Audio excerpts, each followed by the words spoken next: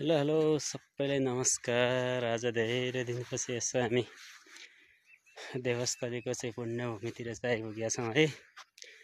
1-1.5 महिना दसैँ दीपावलीको बिदापछि आज विशेष कामले चाहिँ सल्लेसिका नगरपालिका वार्ड नम्बर 7 देवथलीको चाहिँ पुण्यभूमिमा चाहिँ आउने चाहिँ एउटा मौका मिल्यो। आज धेरै पछि भनौँ 1.5 महिनापछि आज हामी चाहिँ देवस्थलीमा छौँ। एकदम रमणीय सुन्दर सौन्दर्यताले चाहिँ भरिपूर्ण रहेको छ एउटा ठुलो खेल मैदान।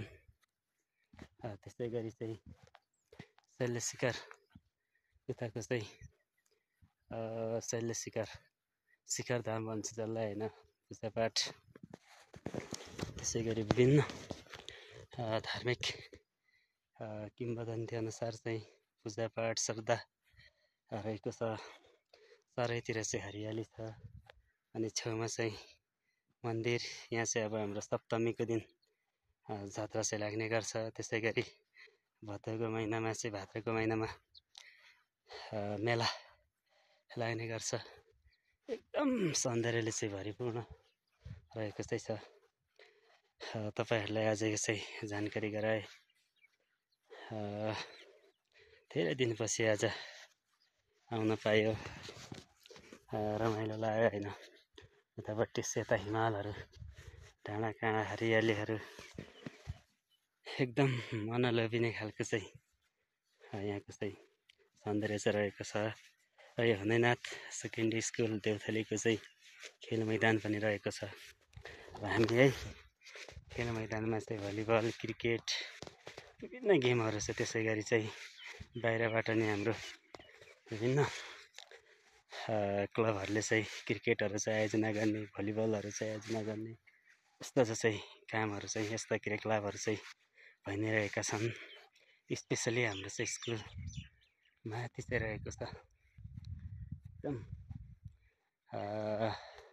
सौन्दर्यले चाहिँ भरिपूर्ण रहेको छ। तपाईँहरूलाई यो चाहिँ अवगत गराए। आज धेरै दिनपछि, धेरै समयपछि तपाईँहरूसँग चाहिँ यसो भेट्ने एउटा अवसर पाइयो, मौका पाइयो।